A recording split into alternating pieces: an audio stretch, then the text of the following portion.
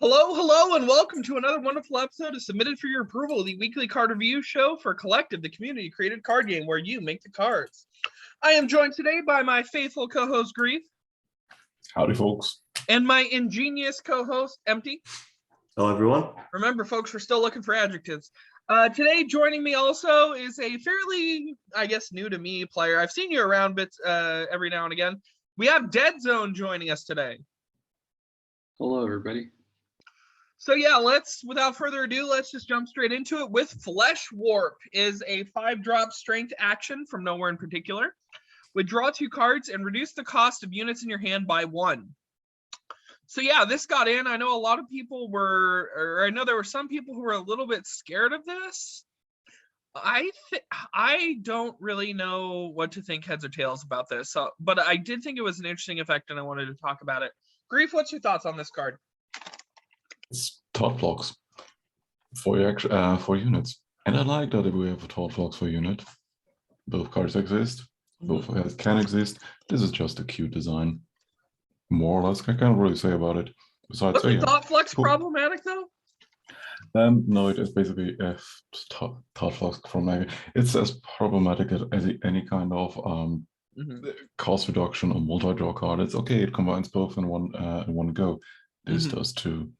Yes, they can reduce the cost to 0 or below so below 1 is most of the caveat and most of our cost reduction cards.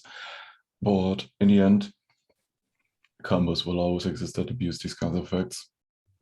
Is it inherently a flaw with the card? Not really. It's a 4-cost card, so you actually work for it as well. The 5-cost card is a work as well, and with the action caveat, it's a little bit harder to actually abuse it in that regard. Because this is an action reducing units rather than an action reducing actions, so it does require you to diversify a little bit. Empty, what do you think of this?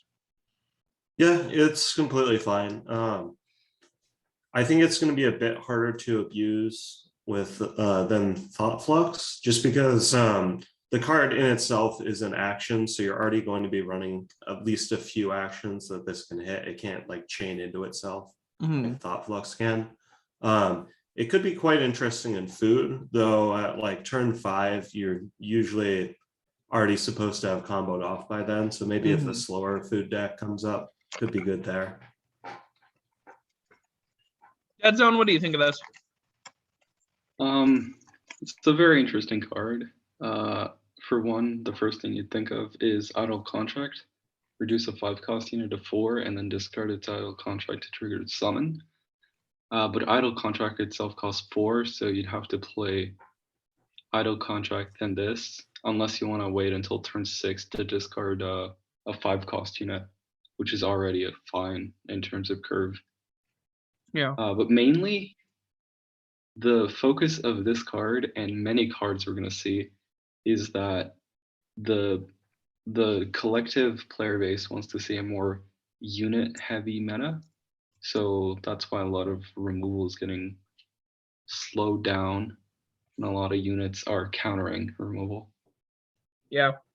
Speaking of, I think we have some of those coming up. Great seg, DeadZon. I know you did that on purpose. The One-Winged Gorilla is a 4-cost strength 4/4 monkey arcanist angel from nowhere in particular. With actions that target units are countered, and it always attacks even if it is exhausted. So, this is interesting. First of all, art-wise, I gotta say this is amazing. Puapka's best. This is pretty heavy in terms of what it does to counter actions. Basically, it only lets through non-targeted removal. This can be pretty cool. I'm excited to see what this could do. Grief, you want to talk about this card and why you picked it? Most people will say, oh yeah, this is anti-removal. The thing is, though, this has multiple layers of why it's interesting. First of all, it's a mid-range unit with a 4-cost 4/4 body, with pretty interesting tribal, especially with the Arcanist and Angel part. Monkeys being partially important, but let's be honest, there is not too much support for monkey-specific tribal deck. Angel and Arcanist are actually getting there. But yeah, it's shutting down any actions from either player, meaning you cannot even buff your own board with targeted effects that are actions. You cannot really play into bounce effects, action loops on target units. It shuts down combos. So tractor beam shenanigans on your opponent's side when it comes to bouncing units to reduce cost, etc., will also be negated, and so on and so forth. This is a very versatile unit for both standard and legacy, and due to the fact that how it works can also fit quite well into cubes. What do I mean with how it works? This always attacks, so it actually has a clock on itself, and is best against heavy boardless decks. So if you are a control deck that now is a removal pile, this is your worst nightmare because you can't really put anything in front of it. In more unit mixed decks, this is less of an issue because 2 block sessions, this thing is dead. But on the other hand, you're giving a board to actually deal with it. Or you can actually deal with it by just putting a deadly unit on it, putting a duelist against it, because it's still targetable by anything else. Yeah. So removal based on actions, which mid-range decks actually tend towards more, this is actually good against or worse against, depending on where you're playing it, on what environment is actually there. Yeah, I do really like the idea that this could push. One thing this could do inadvertently is push like some more like summon decks, or just ways to do what actions normally do with units, because I love actions on a stick. And I would be excited to see this sort of encourage that sort of development as a way to get around one-wing gorilla, you know, sort of the arms race problem. MT, what do you think of this? Yeah, I quite like this card as like a counter to these sort of removal piles. The only thing that it really doesn't do is it can't deal with duelists, obviously. So I think in the current meta, it's not going to be that great. Since about like one of the big control decks right now, I'm not even sure if you could call it a control deck, is the like duelist KM, which can just like remove all your stuff and doesn't really care about this at all. Yeah. I think it's just hard to run right now. Well, like I said, hopefully this develops into something. DeadZon, what do you think? I agree with MT that on the curve, it's a little bit high, but I think it's going to be fine, perfectly fine at 4. If they can't draw the removal soon enough, this drops and shuts down on removal. The thing that isn't as good as the curve is that it's one-winged and has no mention of flying or leap, temporary flying, anything, just nothing. It's only got 1 wing. You can't fly with 1 wing, DeadZon. Well, you could leap. If it has 2 wings, we care. If it has 1 wing, we forgive it.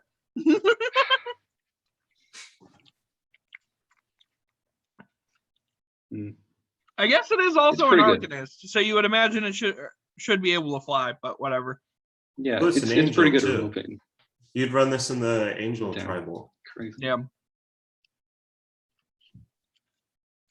The Faithless Witch is a 5-drop neutral 4/4 Arcanist from nowhere in particular with summon, banish actions that cost less than this from both hands.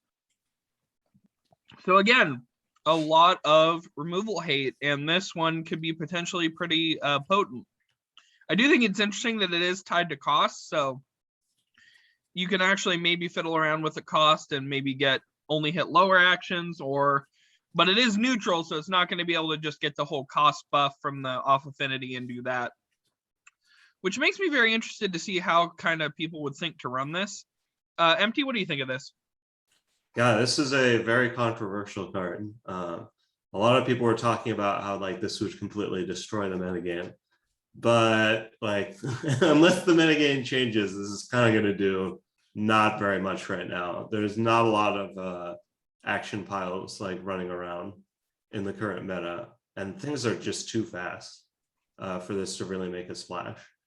But it's basically punishing people for like building their deck in a very specific way where they have a lot of low cost actions and not much else. Because like you can still run like board clears and high cost stuff, and this won't hit it. And I mean, we'll see. The thing is with the like whole like action nerf initiative going on right now, we may not see that many of those like removal pile decks anymore. in which case this won't be that relevant. Maybe we'll hit some equipment decks in the future. We'll see. DeadZon, what do you think? Well, same stuff as the before, the one wing gorilla. Good on the curve, very nice spot on the curve. Probably I'd run this more than one wing gorilla just because it can actually remove the actions rather than make the opponent hold them until one wing gorilla is gone. But the thing that is bothering me a little bit is that instead of hitting removal, this thing cannot hit payoff cards like FleshWarp. Yeah. It just barely hits FleshWarp, and that's, oh no, it says less. So yeah, Less than. Yeah, it doesn't even hit FleshWarp. FleshWarp. Yeah. And if the Plasma So, Invocation update goes through, it won't hit Plasma. There's a lot of stuff it just doesn't hit. Yeah. The only thing that really, by the way, I did want to say also, art again, really, really great. It does bug me that it doesn't have, it only has the Arcanist tribe. I feel like, I mean, that's a kind of thing. It should probably have something, but whatever. Grief, what do you think of this? I love the card. I already said it when I first saw it. That is one of the best cards that Collective ever seen, and that is a card that was a long time coming. And I love it for many applications in Collective Legacy, because this is actually a card that will probably see play in those green dot decks, green midrange, where this finds you can even play this besides in the same deck in red stacks decks, where go lower level find a home as well. But why is this a green dot tool? Funny enough, this has a very unique interaction with everything that increases cost or reduces cost, so you can actually pen into a direction where you want to reduce the cost of it to play it sooner and just hit combo pieces, which are pretty prevalent in Legacy. On the other hand, though, you can actually curve this very well, or combo this very well on initiative with Outer World Oracle. Outer World Oracle increases the cost of actions from your opponent for 2 turns, meaning that first turn on initiative, you play this, you increase the cost of the actions. Probably out of the range of Faithless Witch. Next turn, you go with your other stacks pieces or mid-range hate bear pieces. Next cycle on initiative, the effect of Outer World Oracle already faded. Now you can actually hit all the actions that Outer World Oracle delayed by 2 turns and remove them entirely from the hand of your opponent. No. This card will be interesting for any kind of mid-range creature heavy decks, or even funny enough in control decks that have a higher curve out of the range of Faithless Witch. Yeah. So it should be really, really interesting. And it's kind of interesting seeing how these meta considerations are propping up. The Slithering Experiment is a 3-drop Spear 3/3 Snake Salamander from Tutela with summon Shift to your lowest cost unit in play except this. And Shift, reminder, it got changed, I think, a little bit from how it originally was, to where it's only, it says plus X, and then it would specify if and only if it's a minus effect. So, so what this does, it comes down on 3, buffs your lowest cost unit or into a random one that's 2 higher. I think this is really potentially interesting. I like shift effects, but I know they're a little bit tricky to make work with anything. This is very, very clear in sort of how it wants to work, specifically hitting your lowest drop and making it a little bit bigger. I could see potentially gaining benefit in something like Dot, something like non-native matters, maybe. I know it's in, well, yeah, I mean, a lot of non-native is in neutral, so yeah, this could be really cool. DeadZon, what's your thoughts on this card? All right. There's a reason this card speaks to me right now. Hearthstone, very fun game with a lot of random elements. This takes a little bit of that Hearthstone, puts it right into Collective. It's out of 20 games, you can get a different unit for every time you shift +2. Every single time. It's going to be fun every single time, even if you win or lose. That's why I think this card's going to be awesome. Yeah, there's sort of a campaign, and this has been going on for years and years. Grieve knows well about this, where there was a push against the or people don't like the random rolly effects. I personally don't mind them as much. And I know Empty is also a opponent of those kind of things. But I think it executes it in a pretty controlled way, and then you can do some interesting stuff, especially if you can get a 2-drop that's going to stick. You can shift it over, get an early 4-drop, and then you have a nice 3/3 unit. Empty, what do you think of this? Yeah, so it's funny you should bring that up because I actually like shift. Yeah. Like that's one of the random elements in cards that I'm okay with because it creates gameplay that you just can't do without RNG. So that's fine. Yeah, so this is going to be like a very relevant card for the like Portal Way deck since we just got the quest recently. The only issue with this card is it's kind of hard to build around it since it's always hitting your lowest cost thing. And generally in these shift decks, you want to run units that have like good summons for their costs, like Snake Maiden or something, where you're left with this 1/1 that costs 3 mana and then you can shift that. But with this, you don't get to choose. So it's not really up to you whether you're going to be able to shift that 1/1. Yeah, the one way this does bug me is it's ambiguous because your lowest cost unit might not be a unique unit. I always wish that things that do that kind of thing would clarify. Especially because I think it's just got to be standardized that it's random without telling you that. Yeah, or something like that. Grief, what do you think of this? I like the card. DeadZon basically give me a reason not to like it. Because of the Hearthstone connection. I absolutely despise Hearthstone and the randomness bullshit. But yeah, no, Slithering Experiment is a cool card. I tend to like Shift even more than other random bullshit cards because it's more of a controlled randomness. Sure, the outcome is heavily biased against you, and depending on what format you're playing. If it's standard, then yeah, okay, the amount of cards it can actually shift to is limited. In Legacy, you can actually hit kind of everything. So it becomes more or less a guessing game at what potential cost range the lowest cost is the most efficient one. And the higher you go on the curve, which is the interesting part with the Slithering Experiment, the better it is to control that variance. Because, yeah, sure, if you have an 8-cost unit on the board and you play Slithering Experiment, and if your 8-cost unit is the lowest cost card on the board, except Slithering Experiment, then yeah, you're getting a 10 mana unit out of it. Problem starts there. Most of our units either have summons at higher cost or older cards. Andras abilities can trigger off of it, but not every one of them is actually worth it, depending on the deck. And at higher cost, yeah, sure, the pool gets increasingly smaller, but the amount of meaningful summon abilities gets higher. Yeah.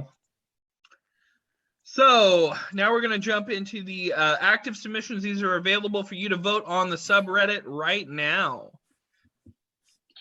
Starting with the Runny Egg is a 1-drop strength 1/1 dinosaur egg from Munguia with Agile and Entomb. Return this to play without this Entomb.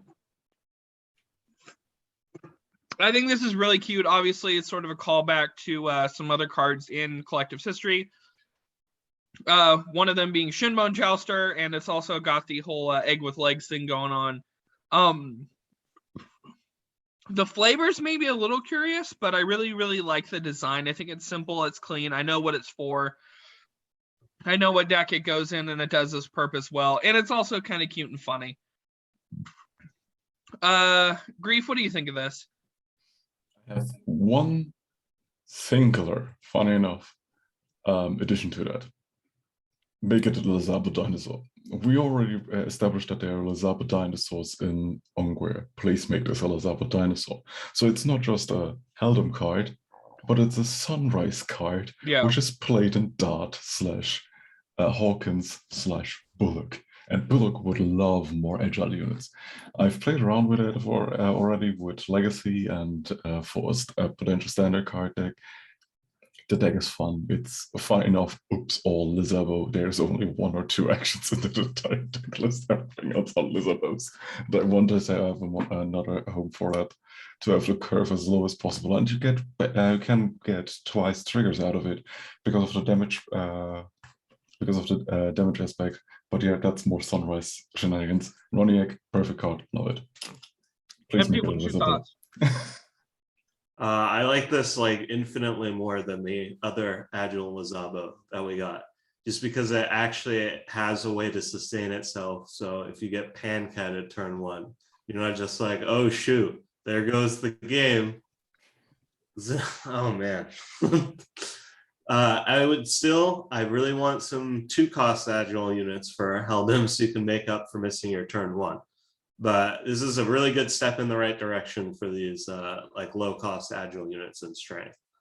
Yeah, I like this version of the card. I think it's good. Yeah, I do agree. I like Grief's suggestion. Adding Lizaba would give it a lot of versatility. DeadZon, what do you think of this? I like this less than the other Lizabo new card that we got, because that one's a 2/1, so it actually does meaningful amount of damage, even if it dies to any removal. If they have any removal, they have any removal ×2. They're gonna remove this again. But it can I don't attack know. turn 1, even if you remove it. That's the Yeah. important thing. You're not missing out on the XP. Well, doesn't the other Lizabo also have Agile? Yeah, but if but 1 they HP. remove it, it's gone. You don't get any XP. It'll see play. They'll both see play in the same deck, as long as you had Lizabo. Yeah. So yeah, there's some thoughts for it. It's doing at 5. It's doing pretty good. So it might see cosmetic. We'll see. Okay. Oop. Gospel of Dismay is a 4-drop strength artifact from Concierto with replace your units in hand summon abilities with target allied units summon. This is cute. It's wacky. It does the sort of thing that I'm really interested in seeing. You can also probably maybe do some creative stuff with overriding negative summons, or just taking a really good value summon and repeating it a whole bunch. I would even maybe not be surprised to see you take like some sort of control route. I mean, this is off affinity, but maybe with Acoustic Kitty and a bunch of like cheap units, turning them into discard spells. Like the quirky shenanigans you could do with this are just layers upon layers upon layers. And so I'm so excited to see what people do with this. I hope it gets in. MD, what do you think? I don't think this is a very good idea. This is guaranteed to cause like 1 million bugs if this gets in. A lot of units have like summons and actives tied together. And a lot of units have summons that rely on like abilities that they set themselves with like variables and stuff. So those a lot will break of as those well. are set with entrance or stuff to get rid of those unintended interactions anyway. With entrance. That means that won't be copied because it's just the summon. That's the problem. Anything outside of the summon ability isn't going to get copied over. Yeah.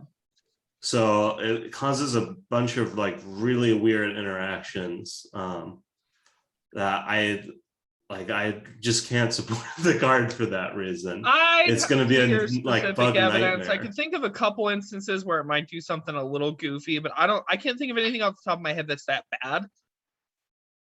But I could see kind of your point on that. DeadZon, what do you think? Assuming it actually works, like not the way MT said it was gonna work. If it actually does work properly, remember that one week we played with Bookkeeper and how we just mashed his ability over and over again until the entire metagame was whatever Bookkeeper can copy? That does not sound fun. And I don't think this would make this fun either. So. Okay. Got some dissenting opinions here. Grief, what do you think of this? I don't really care too much. Funny enough. The thing is, there's a 4-mana copy, the in-play summon on a card in hand. This will surely cause some bugs, but you're paying 4 mana up front instead of re-triggering the summon and play, which is probably more efficient and also not reliant on 2 pieces, one of them having already played and the other having a card with a summon in hand, because you have to replace a summon, it seems like according to the wording. It was my understanding that it would replace an empty summon with a summon. I was just thinking it makes it clear what it does in the case it already has a summon. Yeah, I assume that's how it would work. Yeah. Now, the thing is, replace your units units in hand summon ability to target allied units summon, meaning this actually has to have a summon, or else it actually wouldn't function. Grief, I think it's just making it clear that if the unit already has a summon, it replaces it. Otherwise, it gives it. Because there's no other short way to say that. No, at that point, it actually should say it gains it. But most players don't know that units can only have one summon ability and that it would necessarily replace it, is the thing. Yeah, is this what's up on the sub? It should be. This doesn't have any blocks. Oh. That's great. Get on that, guys. So yeah, we can make a decision about what the intent of the card was, because the card wasn't blocked. Like, you should try to definitely double check your posts from now on, because it's happened way too often to you right now. Yeah. Let's just move on from this one for a bit. The Art of War is a 2-drop neutral action from Yamato. Scout a unit from your deck to draw, then give it +1/+1 in Duelist. If it already had Duelist, also give it Vigilant. I think this is cute. First of all, use of the Vigilant keyword in a way this makes sense, gives it, some stuff. Actually works perfectly fine in just any deck. It slots in any deck that uses enough units, because it gives you the potential like tutor. It's a consistency tool, but I think it's a pretty fair one. The scout a card from your deck to draw is a pretty cool thing to do. All in all, I really like this kind of design. And it's doing pretty well for the kind of effect it is. So DeadZon, what do you think of this? For 2 mana draw a card, I think it's fine. Adding Duelist to it depends really on what you're drawing. Some decks don't have large toughness, so it's not like you're adding Duelist to use it. Even the +1/+1 doesn't do much, except if you want to like kill a really dangerous unit on board. In my opinion, it's just 2 mana draw unit, which is pretty okay. But it's scout a unit, so you get to pick from 4. Yeah, but how many units do you have in your deck? It's probably more than 4 by a bit. Well, yeah, So but it's it's not still always a gonna be consistency tool because it still gives you some choices, some options. Sure. Yeah, you'd And have to also- build it around it, really. Yeah, don't underestimate just simple consistency tools like this, man. They can get you so much more than you're probably thinking of. I don't know. I mean, what is it? A lot of effects like this are deemed too troublesome because for some reason, What do you value the player Duelist base at? hates tutors. It really depends. Yeah. Not really. It doesn't really depend. Grief, what do you Because think of this? This is a generally good pseudo tutor to the scout card, and I love pseudo tutors in the direction of being now scout from deck. This is way better than just normal scout or scout from a specific card pool, because that's dependent on format and card pool availability. Like realms, smaller realm. If this would tutor from, funny enough, if this would actually scout from Yamato card pool, I wouldn't be too eager on it, but also not too sad, because even then the duelist aspect would still come into play, because Yamato has a large variety of duelist units. But yeah, can I just highlight that this card is a neutral card, making it so much more flexible? Yeah. What if you have more units in your deck that can be put? Yeah, would be sad if you will play Spirit with a large majority of, let's say, deadly units with high freaking toughness. Yeah.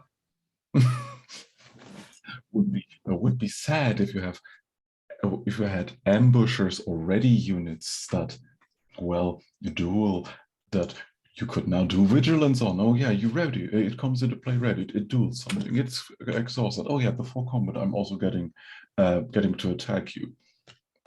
This has so much flexibility, and the buff to the stats makes it even better. So regardless of what you're getting out of it, it basically pays its taxes for it. Yeah. MT, what do you think of this?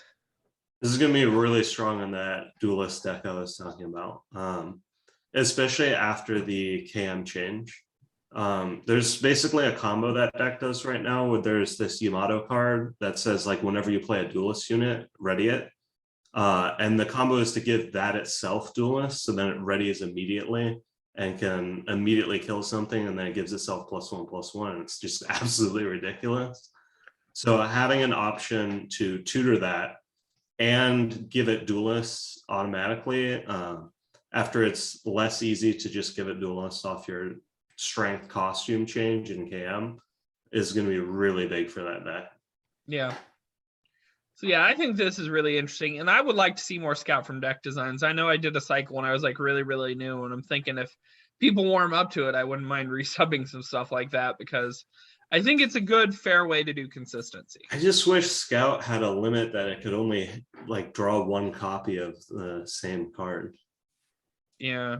It's so annoying to like Scout and you get 3 copies of the same thing.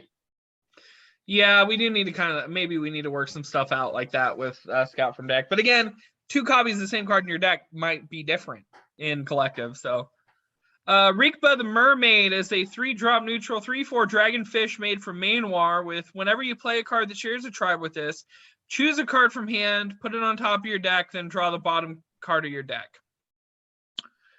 So yeah, this is really interesting. It's got dragon stuff, fish stuff, maid stuff. So maid obviously is still in development, but the other stuff, you get a chance to pull stuff off the bottom of your deck, which could have synergies with the upcoming hero.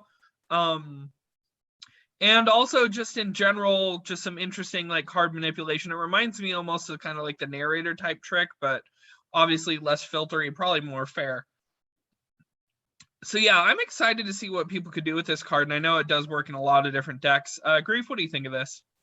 This basically encompasses everything that the 3 tribes are about. Maids, general deck and hand manipulation. Put cards everywhere that they either don't belong into or you want to have them. So giving your opponent an extremely hard time to actually keep track of the deck, and being playing 5D chess with your entire deck against your opponent. That's the type of deck that I was waiting for since Alpha. Next, fish. They rely on card draw, on multi-drawing fishes on top from the top of the deck. So you can actually set up your fish trigger draws for Legacy with Mermaid quite well. Next, especially with the next point, with a buff to one of the dragonfish whelps in Legacy, which is now a 1/1 for 1 that creates 1/1 tokens when you draw a fish. So when you draw her, you can get a trigger of her, and with her you can actually reliably put fish cards on top of your deck to get more tokens and more triggers, while also using the bottom card of your deck to get access to cards that you usually don't want to.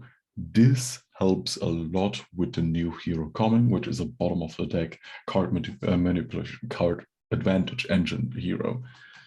Dragon, this is your scout and top of the deck dragon matters support. Yeah. This has everything, and being neutral helps a lot. Yeah, the synergies with like Herald, the synergies with top card of your deck as a dragon, and the synergies with fish. It really is a very complete package, very versatile, very what I like to see from a collective card, and what I like to see from a rare. So I definitely think that even with the rare, it's sitting at 14. This is probably going to be our rare for next week, or this week. MT, what do you think of this? So my only problem with this card isn't actually with the card itself. This is like a perfect design for the maid archetype. So that's an active Nombo with the only other maid in the game. They just accidentally destroy each other's synergy, which is like kind of annoying. but just go with this direction for the maids and leave the other one. This is more interesting and works better with the new hero anyway. Yeah, I think this is good. And we still have plenty of stuff to see from Maynor, so I know the people who are working on that are really working hard on that, and could see some cool stuff coming from it. DeadZon, what do you think? Okay. Funnily enough, this doesn't synergize with a new hero as much as you would think it would, because the new hero wants you to know what's on the bottom of your deck, so you can play a spell that costs more than it, so you can play the spell from the bottom of your deck for free later on. But this one just draws you the bottom card of your deck. Bear in mind the bottom card of your deck doesn't change a lot, right? The bottom card of your deck doesn't change under normal circumstances. So having ways just to change the bottom card of your deck is in and of itself useful. Yeah, that would help the hero play the bottom card of your deck. But it's not going to reveal the bottom card for your costs. It's just going to put a card on top of your deck and draw your bottom card, which would be nice if we get more of the dragons that could herald, or that let you guess the top card of your deck, and then you get to do wacky stuff with it. That'd be cool if we could get more of that. Yeah, but just changing the bottom card of your deck is going to be very, very important coming up. So to put into context why this actually helps the new hero, you were going with the level 4. This already helps with the level 2 and level 3. Mm-hmm. Why? Because the new level 2 draws a card and copies that on the bottom of your deck. And it costs 2 less. And it costs 2 less. Which is amazing. Yes, it also helps with the passive. It gains XP when you put cards back into your deck. This makes it 1 less. Yeah. Which is amazing. The thing is, though, you said this wouldn't really have synergies with the hero. This actually does, because you can now actually manipulate a card that is put on top of your deck and that is copied on the bottom of your deck. Yeah. No, well, the hero's level 2 is an ability, so it would happen after your draw step. It happens after your draw step. You do this and that. Oh, yeah. Yeah. Now Okay. we're getting moving on. Man, the Apprentice library got even worse. It was designed for the old version of the hero. Now it covers up the lower cost version with the full cost version, so you can't get to it. Oh no. Python is a 5-drop mine, 6/5 software snake with ward, ambush, rebound, and summon. Your software costs 1 less for the rest of the game. I don't know what possessed Hanoi to start doing stuff like that, but we're referencing software and stuff now. Me being a Python programmer, I do that. It is literally my job. I do think the little nod is very, very cute.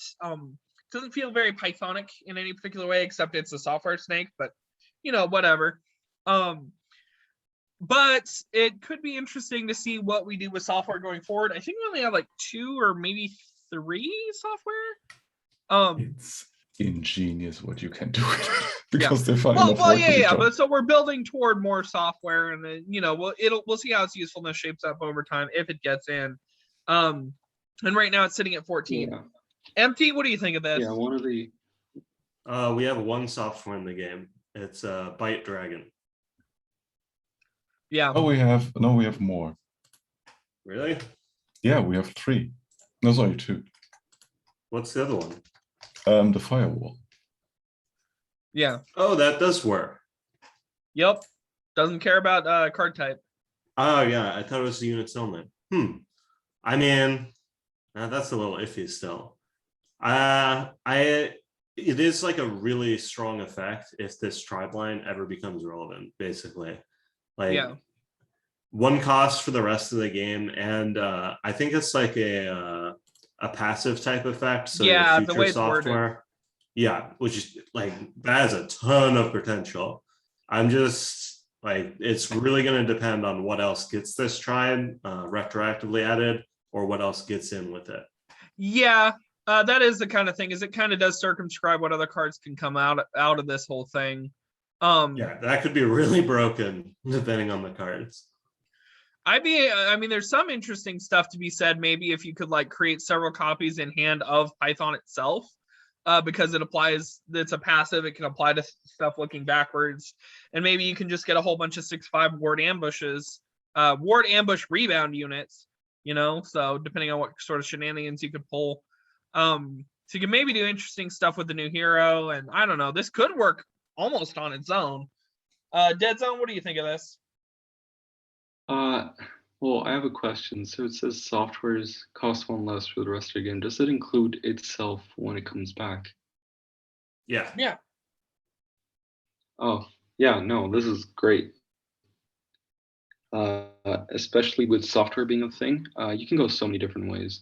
You can either have massive units that you can reduce over time, making it like, loading in the information, or the other way that I think it should go is you can have little tokens that also have this ability on it. Like you could play an action that creates 2 tokens that have entomb. Software's cost the next software you cast costs 2 less, which would be like a little packaged download, little bytes of information getting downloaded onto your board.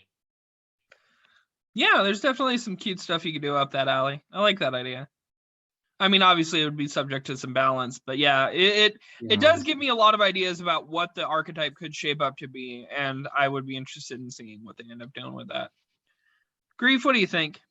It's funny enough that DeadZon said download, because I actually just did a 4-hour stream the other day of Collective where I also voted on cards.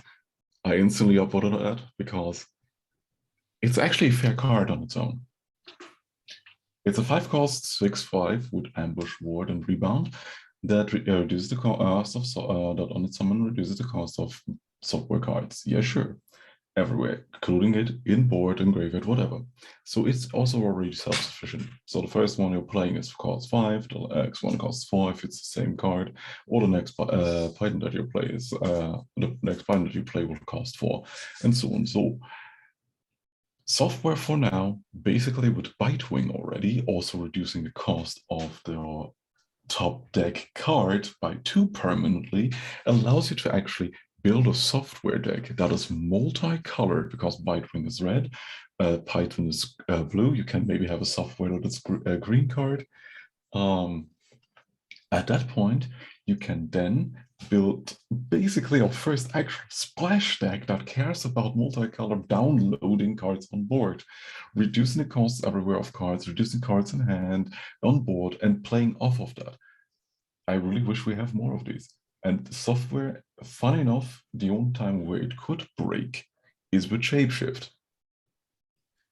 Yeah, that's sort of the one thing that it keeps coming back and biting us in the butt in really interesting ways. I already said multiple times, even on that stream, Shapeshift is a good keyword that is very badly implemented and shouldn't be slapped on everything. Zinker, by the way.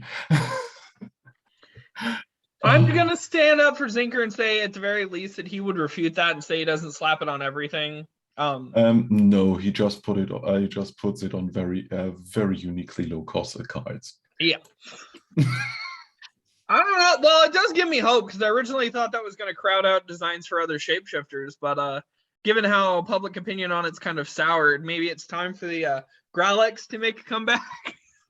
You mean the good old shapeshift tribe instead of keyword? Yeah. I don't know. We'll see. Oh god. Andras, the Iron Strix, is a 4-drop strength 3/3 Goetian Knight from Gemmel with agile, flying, can't block. And when this deals damage, banish a top card of your deck. If its cost is equal to or less than the number of cards banished from your deck this turn, play it.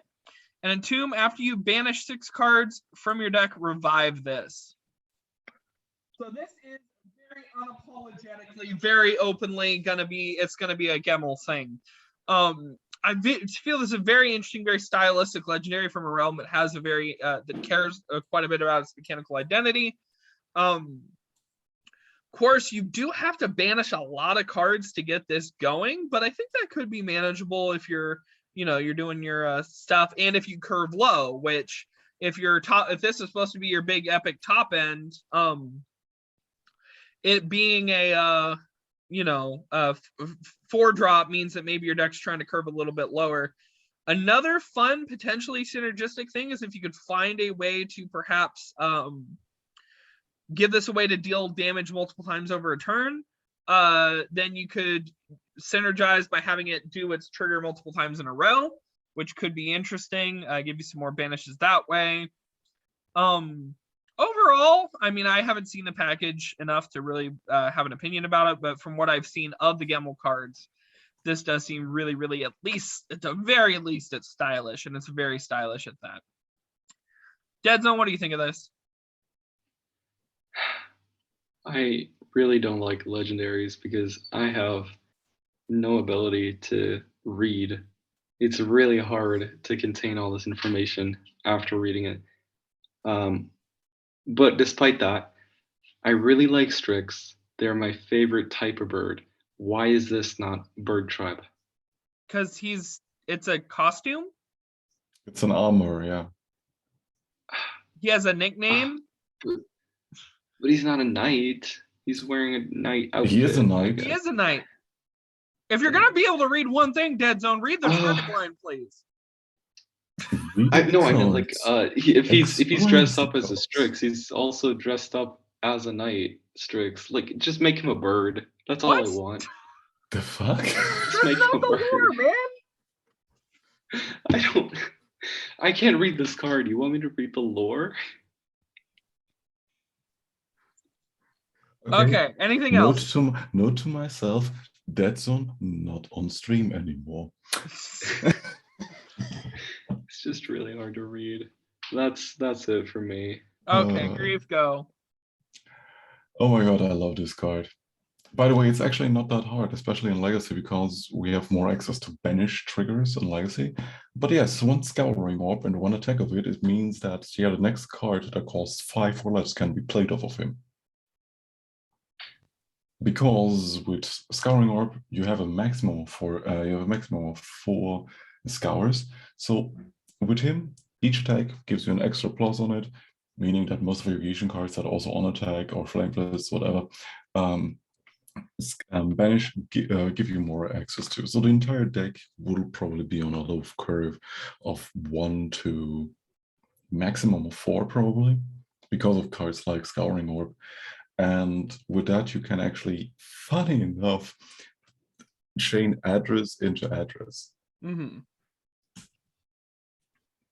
So when you're basically looking for the way you can actually play Andras, get into attack, play Scouring Orb, play Andras, get him to attack, find via Scouring Orb probably an Andras, or at least when you don't find him, banish the first 4 cards anyways, because regardless of what you are banishing next off of him, it will be played.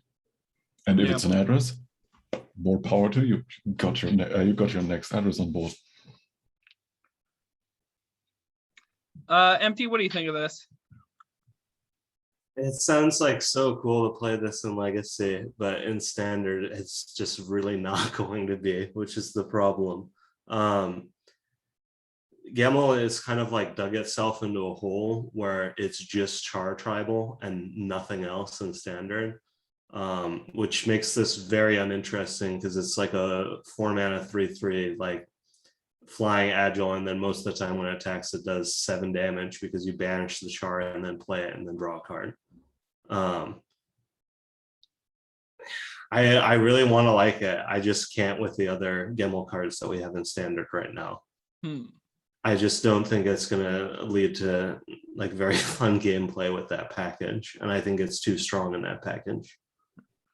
So I'm going to run this with Bellist and then make a bunch of copies of this, and then find a way to give them regenerate and put Wax Hearts on it. And because the damage that Wax Hearts deals counts both the source and the sink as Andras, I'm going to get an extra damage proc, and I'm just going to make a bunch of copies of Andras And Oh my god, are you actually talking about an Andras Storm deck?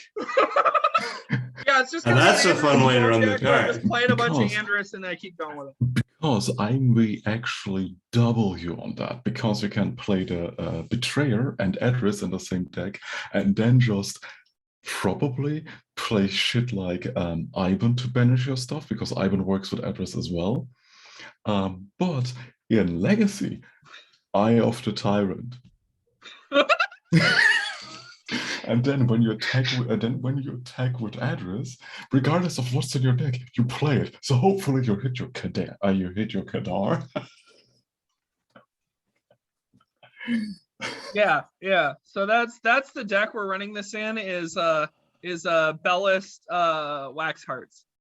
Oh my god. Can you imagine a fucking Andras Storm deck that plays 13 mana cost cards reliably? The Astral Archon is a 7-drop neutral 7/7 Angel Knight from nowhere in particular with flying untargetable, and when a unit deals damage to you, this duels it. So, okay, this is really cool. First of all, neutral Angel, Entropic Mage, so good to see you back. I know I see you every now and again, but you seem kind of, it's always good to see you. Your card looks a little bit like a beekeeper. I'm not gonna lie. I'm just gonna be 100% honest with you. Yeah. I feel like this thing's job in the heavenly hosts up in the sky is to keep the heaven bees. So, that said, Stars. this is a good little cute. I like when a unit deals damage to you, this duels it. Seeing that effect on something, and also on something that's pretty sticky and pretty interesting. It is untargetable, so you're gonna have problems doing any sort of regeneration on this. But it is an angel, so you could see this in perhaps decks that care about angels and have a way to affect maybe your only attacking unit if it attacks alone, because this can attack and also fend off intruders. Overall, this is just really, really cute, really flavorful. I mean, as simple as that. Empty, what do you think of this? Yeah, I really love this card. It's a very simple design that leads to very interesting gameplay, which I'm always a huge fan of. Like having that untargetability means that it's a late drop that's going to be relevant against like any type of control deck you're running up against. And the dual ability keeps it relevant against mid-range and aggro, since if you can survive a hit, this will duel away most of your opponent's threats. I just think it's like a perfectly designed card. I really like it. DeadZon, what do you think of this? 7/7 for 7 might be a little bit high. Maybe 6/6 for 6 would make it better versus aggro, which is going to be very prominent. Also, shouldn't it be called? All right, we can't have make it a 6/6 for angels. 6 because it's an angel. Oh no! No, not the Never flavor. mind. It should be renamed to Astral Beholder. Ah! Okay. Yeah. All right. Yeah, I do Great. understand what you're talking about. It is a little high up on the curve for what it does. Yeah. But it is sticky to a certain extent, and so that's good. Sticky as honey. Grief, what do you think of this? But you're all fucking idiots. Ah! But no. I love this card. There's something that we needed, is like a no mercy effect. We have one card that is like it, that is the dinosaur for 12, 13-esque mana, or 10, I don't remember because it's so fucking high costed and only matters in limited environments. That does something similar to it and has deadly on top of it. But as a flying untargetable unit that can also attack and be reliable with evasion. Hell yeah, I love this. It doesn't prevent your death. It is a retroactive duel. So the bigger the board, the sooner you can actually kill this. Issue is if you attack with if you actually deal damage with a deadly unit, this dies instantly. Yeah. But the reason why it's also having untargetable is it cannot be dueled, which is very important. Because if you're dropping this, you cannot remove it instantly. You have to actually deal with the board with it, or have a board wipe. So this is actually a good unit in control decks, and we need more control units. Yeah. So yeah, that's interesting. I don't know. I do think it's very, very cool. It's not the kind of card I personally play, but I definitely think it should get in the game. It's sitting at about 9, and I'm always going to root for Entropic Mage because we're math buddies. So yeah.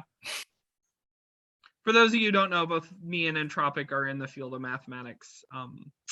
So that's the thing. The Forklift Renegade is a 4-drop mine, 3/4 human vehicle from Tutela with Agile Leap, Overrun, can't be blocked by units with 2 or less attack. And when this deals combat damage, put that many cards from the bottom of your deck on top at -1 cost. So, what to do here? This is so goofy and so cute. Pwopka doing really interesting stuff with the arts and sort of playing into the forklift certified meme. I'm guessing there's probably more memes that I don't know. Yet when it comes down on 4, which is maybe a little late for like a true aggro thing, but it does have agile, so that helps, and overrun, and can't be blocked by units with 2 or less attack. So if you could get this thing a lot of extra attack somehow, or do something synergistic with that, you could potentially be like reducing the cost of the top like 8 cards of your deck. You could also synergize this obviously with a new hero to get some stuff from bottom to top with the additional cost reduction.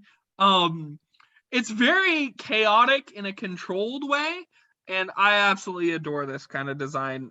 Very quirky. Of course, the tribes and realms aren't kind of the ones that interest me, but I'm sure, you know, if you're just looking to build like a good mind aggro deck, this is good for that. DeadZon, what do you think of this? Yeah, I agree that it's really good. If the meta does shake up a little bit, you could actually see this in play most of the time on 4. And with the new hero, if you do get the level 2 to reduce by 2, you could get that to reduce by 3 and draw the card. That's insane. Mm-hmm. So yeah, this is cute. Grief, what do you think of this? I don't know. This is one of the episodes where I basically love nearly all cards. This is another one. I just like more support for the new hero, by the way. But yeah, also one for me, funny enough, the most interesting part of it is that it cannot be blocked by 2 attack or less units. There's shits on defense decks. That's so great. Like, oh yeah, do you know spiders? Yeah, spiders who? Yeah. Any kind of those pseudo aggro decks with 1 attack matters. Yeah, I don't matter. It doesn't matter how big your HP pool is. I'm getting past you and hitting your face. By the way, I'm getting card advantage out of it. Please play good units, better top end units. I actually, now this is maybe a controversial opinion, and I think this would need to be like seriously considered maybe on the Discord. Seeing that second ability perhaps get keyworded would actually really interest me. Maybe with a number on it, like Intimidate 2 or something like that, and giving a chance for a couple cards to be really like big that can't be chump blocked would be really cute. Empty, what do you think of this? Yeah, so that keyword is like a very big thing in Runeterra, and it works really well there at doing exactly what you said, stopping chump blocks. What do they call it in Runeterra? Fearsome. Yep. Oh, yeah, I was thinking Intimidate or Fearsome. Yeah, Fearsome works good. So I really like a lot of things about this card, but I don't think it works that well with the new hero. You just got to be really careful with making these cards, because when this hits your opponent, you're going to tuck the card that you just reduced 3 cards down from the top of your library because it deals 3 damage. So you need to draw at minimum 3 cards, and if you have your level 3 reward out, you just took the card you reduced and took it off the bottom of your deck where you could easily draw it. Yeah, and put it on top where it's harder to reach. But ideally, that hero is running a lot of other card manipulation. Yeah, so, I mean, you do get extra XP just by drawing cards naturally. I think we're more or less approaching with these kinds of design less the support new hero, but more card mechanic. part of things. Card mechanics basically fix decks. Just to put it in, just to put it out there for anyone who doesn't know what the term is, they put cards into places in a deck that they don't belong to. They deal cards from, they deal seconds, they deal a bottom card of the deck, whatever. And these kinds of cards like that we've looked at today, as well as the new hero, basically base their entire play style around this kind of putting cards at spaces where you as a player have to actually keep track of them themselves. And I personally love these kinds of decks.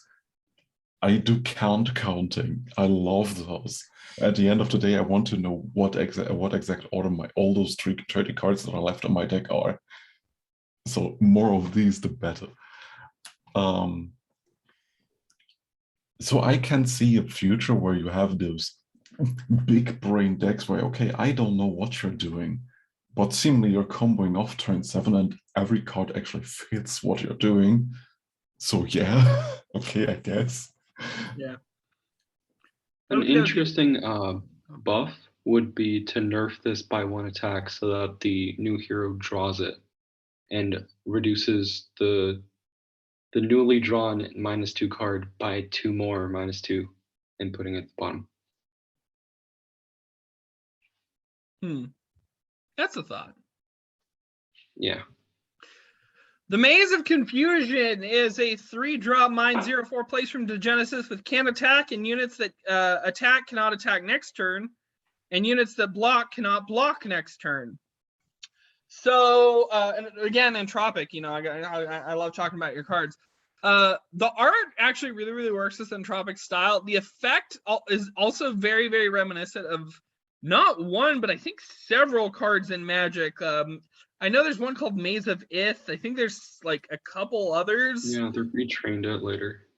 Yeah, and so just the I do like it gives me a similar kind of vibe where it's forces attacking. Okay, so it does force decks that are very all in combat to sort of spread their resources, decks that are very all in defense to spend their resources.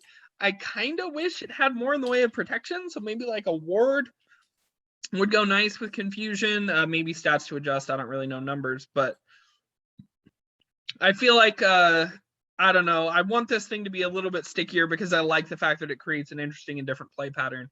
Grief, what do you think of this? I personally really love this. What I was actually more or less scared of how close the art is to Magic art mazes, or even the one from Yu-Gi-Oh, because they all look kind of the same. Well, it's a maze, dude. A maze looks like a maze. Yeah, I don't know but you know what I mean with the pathways. But that's basically besides the point. But yeah, that's just simple art, I think. Regardless of that, I really like the card because it fucks with combat, and we rarely do that, sadly. Will this have an impact? It actually will probably be some pseudo stun / stack that will actually do the most with this, where you fix the attacks or the blocks of units to the point where your opponent attacks with units that they don't want to attack with and block with units that they cannot really utilize for blocking. You can even manipulate the keywords of can't attack, can't block on those units, and at that point you can probably neutralize everything that they have on the board. Mm-hmm. So this is probably a very interesting build round that you want to add in some sort of hate bear stacks control deck. Yeah, definitely. Empty, what do you think of this? So I really like the effect on boards where like both players have units. However, the only issue with this card is that if you run in a deck where you don't run any units, it basically just disables your opponent's stuff from attacking every other turn. And you can just run it as a very efficient anti-aggro tool, which is kind of iffy, but like we're moving away from, like we're trying to stop people from running those decks in the first place. So I think like by the time this gets in, we'll be near rotation and it should be fine. Well, as far as an anti-aggro tool, this folds to Duelist, so Yeah, but even Duelist if you isn't gave really it a ward, aggro it right folds to now. Duelist. Duelist and aggro. Duelist is more of like control right now. Ah, I see. Okay. Well, maybe the aggro should run one or two. No, I don't know. DeadZon, what do you think of this? I think that Entropic Mage is playing a very dangerous game here. Usually in Magic, Yu-Gi-Oh, any card game I can think of actually, effects like this, where they disable the attacking even for one turn or even just for one attacker, it's usually high costed because it's not a very entertaining play pattern. Just extend the game by a few turns. I think it's fine though. For collective, I think it's fair. It's fine. We'll have to see though. Well, from my understanding, we're in a wise. place with a very fast meta, so anything that slows us down would be beneficial, but I'm not a big multiplayer guy, so I don't really know. Yeah, the meta is it's a thing, yeah. Yeah. Okay, moving into the final 3 picks, starting with Flow of Fury. Flow of Fury, not Flow of Furry. We should do that for Karachar. Had you actually read it? It's a 4-drop strength action from Wartstall, with each player draws or discards until they have 4 cards in hand. I should have said Animostra back there. That's my realm. I should be hawking it. No. The thing is, I was actually yesterday taking shots at that exact thing where I said, "Oh yeah, wow, I think I saw too much of the Animastra controversy. I read Flow of Furry. Okay, good. Let's make a re-art of it and put it into Animastra." Okay. Actually evaluating the card. First of all, this art, I've always kind of wanted to see the whole Seal Ragia thing on the art. It's been circulated on a couple of different cards, but each player draws or discards until they have 4 cards in hand. So it's a really good potential. Here's why this is good. If you're in an aggro deck and you are constantly stripping your hand, this is 4 mana for gas. Now, the game should have ended, or else you're probably losing by around then. But, you know, if you do got a chance, this is your chance maybe. This also is a good sort of control tool against those card value engines that have always played collective. Because if they got like 13 cards in hand, now they have, you know, that's all done. The only counter, I guess, is really exotic set. Well, of course, we have Specters who care about being discarded. That could be bad. We also have, I guess, Debris, if Debris ever becomes a thing, cares about being just leaving hand. And, you know, perhaps maybe we can get more interesting stuff that interacts with just moving around in hand that way. But as is, I think this is very interesting in sort of the different like use cases it has, and I'd be interested to see what people do with this. DeadZon, what do you think of this? I'm not big into lore, but the Sealy and Ragia lore, that might be the only lore that I find interesting. This card's great. The one thing, though, is you already mentioned Specters. Why isn't this Spirit? Like, why doesn't it have at the bottom, if your affinity is Spirit, so is this? It could fit right very well there. Yeah, this could be a good candidate for sort of the Chroma Spirit type effect. I like that idea. And I think it might even make sense quite a bit from a lore perspective and give some more diverse use to it. It might be the case that having this in Specters for 4 might be too powerful. I don't really know numbers wise, but that's a good thought. How's it sitting? It's sitting at 2, so maybe that might be enough to push it over. I don't know. Grief, what do you think about DeadZone's suggestion, and what are your thoughts on the card?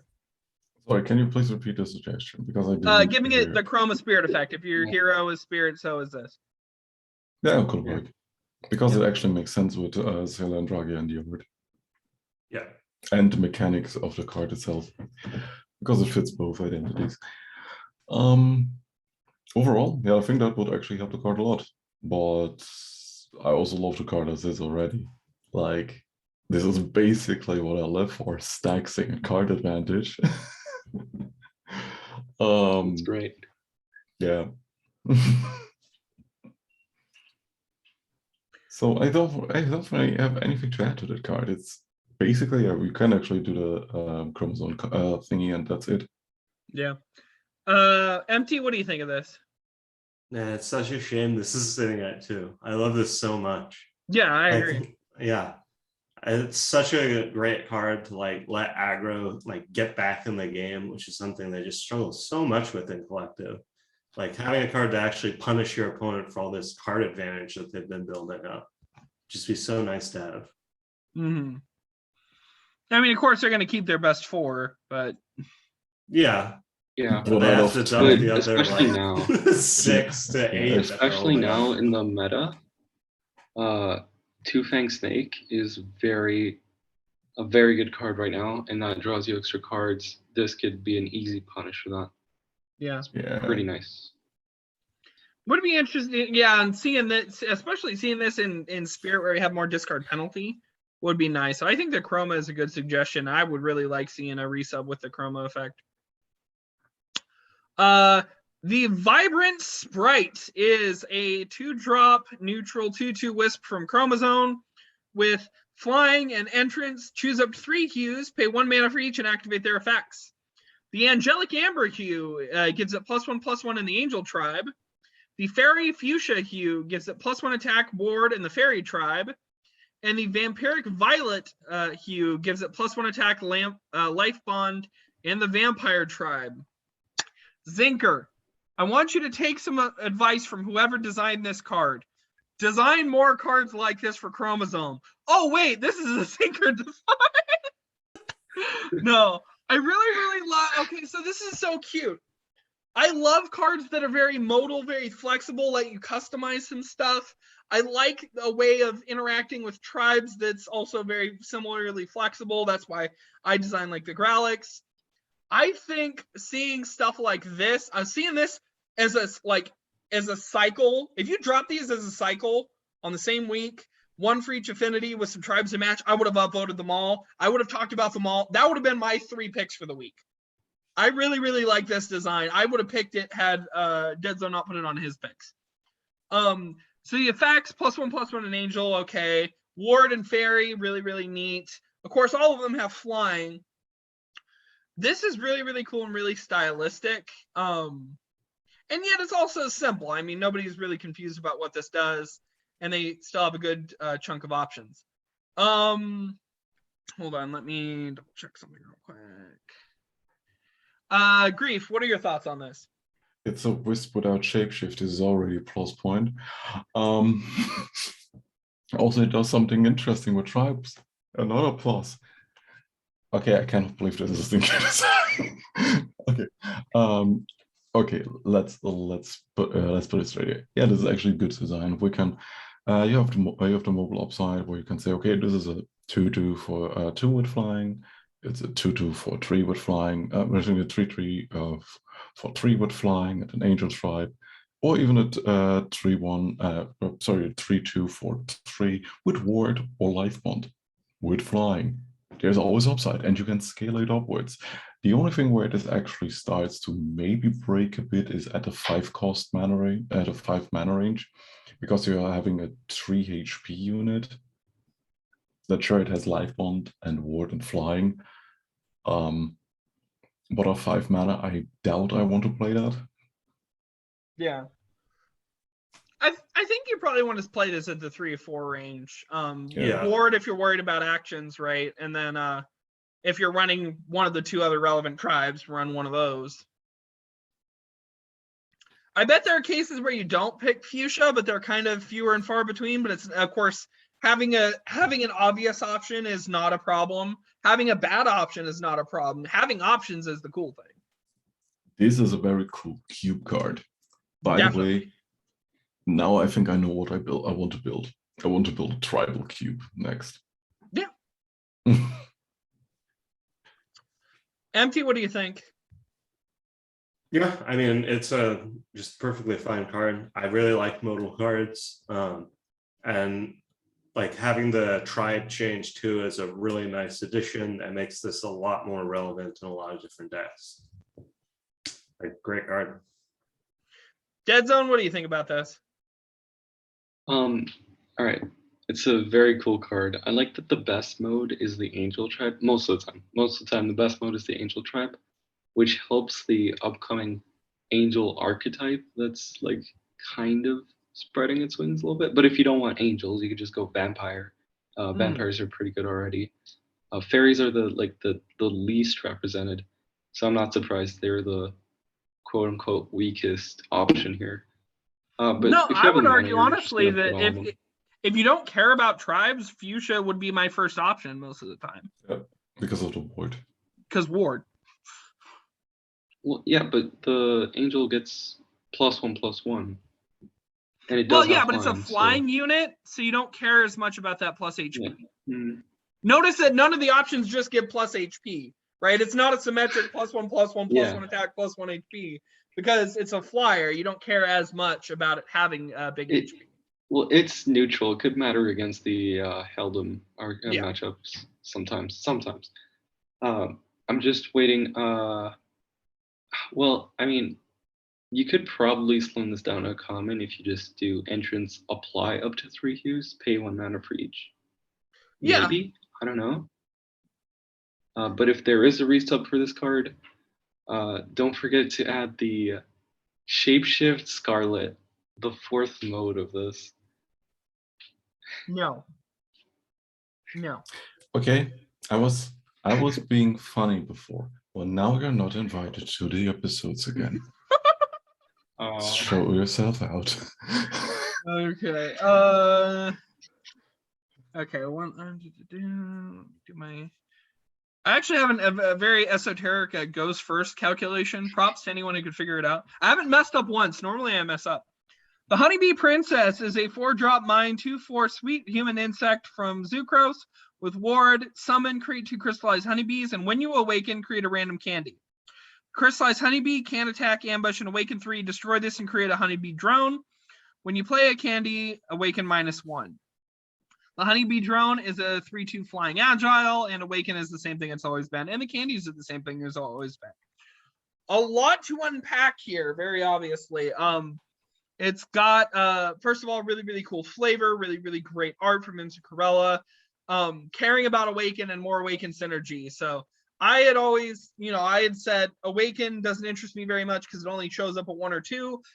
But somebody clarified and said, unless you have effects that interact with Awaken. So if you're gonna do an Awakens 3, this is precisely the way to do it. I haven't really toyed around too much with the deck. I do, or with the deck, because I don't really have time to play too much anymore. I'm in sort of a busy phase of my life right now. But sweets, humans, and insects, you got a lot of potentially cool things you can do with that. I do think it's cute also that Crystallized Honeybee is a place, which I do believe has a little bit of synergy with some Flying Circus. But yeah, there's just a whole lot to unpack here. MT, what do you think about this? What's this doing? Like on the subreddit? Yeah, let me check. 5, not that bad. Okay. Yeah, this is like kind of nuts. The thing is, like, you're getting 4 mana 2/4, and right off the bat, you're getting 2 0/4s with ambush, which is just like an absolute glut of stats for 4 mana, especially with ward on the main body. And then later, if you don't kill, if your opponent doesn't break through this wall that you've built up, you get 2 honeybee drones and 2 candies off it, and you can get the bees sooner with more candy, and like heals them up essentially, because even if the crystallize was at 1 HP, it doesn't matter. Yeah, I just think this is way too strong. There's too much going on here. Yeah, and I think this is sort of a problem a lot of people run into with the oh, I can't even bother reading all this, so let's upvote it, or I can't even bother reading all this, so let's downvote it, where like I'm afraid if this does get in, people aren't going to necessarily know what they voted for. But now that I've actually read it, because MT, you read it for me, I am a little bit scared of this. I haven't really seen much from the Sweets deck, and I'm also mostly a single player, so what am I to say? DeadZon, what do you think of this? That's my problem with all cards. It's just, this is too long to read. It's but okay, it's mostly the candies that are distracting me, which should not even be like this emphasized. It creates a random candy when you awaken, which is after you create the token, but gives me a headache just thinking about the token stuff. If Awaken was an ability already, we'd have one less card to look at. It and is. that one's the longest one. Well, I mean, it's Yeah, but it's appeared not- on a card. Yeah, I guess. This is the problem. Too many tokens. Yeah. I kind of see what you Yeah. mean with that. Grief, what do you think of this? That is the only thing that regarding text I can agree on. I personally don't have issues with wall of text cards. I hate token spam. But we cannot really deal with token spam in this specific case because it actually creates two different instances of tokens. And we cannot really present them in a different way. If this would be like Shadowverse or like MTG, where you can actually scroll through each token one by one, so you don't actually get overloaded with a screen full of cards, then yeah, this is something that we could look into, but we don't have the logistics for it now. On the thing of this card being too nuts, I don't really think it is the case. Sure, you're getting like 12 stats of HP, but only 8 of them actually blocking the moment this card hits play. The main body is, funny enough, kinda can be actually overlooked because it triggers off of Awaken cards. So yeah, they actually run on the timer. You want to get rid of the crystallized beast first. That means against aggro, these things don't really matter too much because they're either getting attacked to death, or there are too many buffs on the board, or dudes or buffs on the board to actually make them reliable cards in the first place. The only reason to actually get benefits out of them is play the Honeybee Princess and then spam like three to four candies right afterwards, because they actually become an issue a turn later. But at that point, you've either attacked en masse, removed them already. The ward unit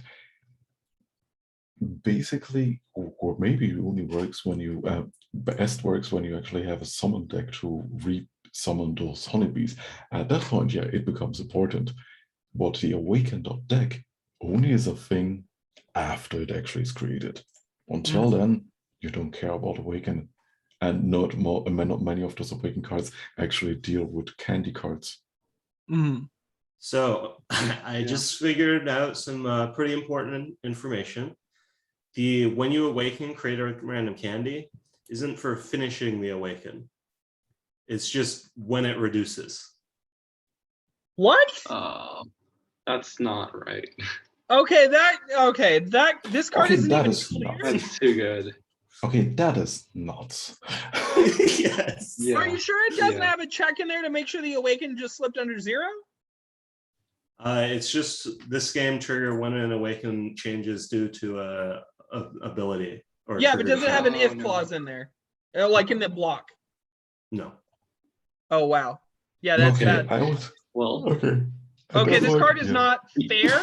This card is not remotely fair. Why did you all upvote that? Well, no, it's very long. The thing is, I personally voted it because of the reasoning I put out there, because it actually makes the Awakened deck actually being a case. Yes. But it also pushed it into, it awakens that you generate off of it are candy based. So you have to run a weird hybrid or disregard the candy based stuff entirely and utilize the taffies that you get of cheap Awakens. Which would be cool. Which would be a cool mid-range deck or a cool combos high synergy deck. With that out of the way, though, okay, yeah. If we leave the card as is and trigger off of every Awaken change, then That's insane. No, not really. You have to pay if you actually put it at the correct cost, which would be like 5 to 6 with the same stat line. Yeah, I agree. Yeah, And is just as- the but when if you we awaken were being to fix ambiguous it- is a problem. The thing is, yeah, if we were to fix it, we'd do when the final awaken, when the card actually awakens, create the Oh candy, yeah. and then there you go, it's fixed. It need No, it needs a I don't know. The those wording those are the here. two. And those are the two options. Either increase the cost, Yeah, and leave everything as is. This would be also fine. This would be also a very cool weekend deck where you have, which is like pseudo active. But the more Awaken triggers you have on board, the more payoffs you get. well, you don't need any other awakens if it's like this, because you play this, you get 2 tokens. The 2 tokens each create 1 candy. No. Play The both thing candies, is, they both transform. you want to have more Awakens because this is a gold toll strat, and you create a random candy. So the thing is, you want to have like an overrun board that you buff. It's like target matters with Awaken triggers that always create like a food or an equipment action for you that, fun enough, costs 0. So if you actually have multiple Awakens, the moment the crystal bees come into play, you have already like 3 to 5 candies probably. Yeah. So, or re-trigger summons, like you have the summon trigger on the princess, create like 2 more bees. Next turn you get full candies, play all candies. Now you have 4 attacking bees. Yeah. Or if you have more Awakens, you can create more candies that you can put on your entire board. The new iceberg thingy is also perfect for that deck. But yeah, that's going too far. Or you could go a different route and just transform into the bees and then play a flying deck. You could play murder. That's the thing. Yeah, so I'm gonna stop the share for a bit. Oop, switch my view. Okay, so yeah, this was an interesting week. Grief, you were really fond of this week, it seems. I know I certainly had a lot of fun. Grief, Empty, great having you guys on as always. DeadZon, thank you so much for joining us. This was really fun. Yeah, I'll see you guys next time, right? Yeah, well, one of these times. Anytime. Definitely. No. Yeah, you can always watch us. I mean, some people actually watch the show. I have no idea why. Like, comment, and subscribe. Tell me why you watch the show. And keep on playing collective and keep on voting on cards. Bye. Bye. Bye.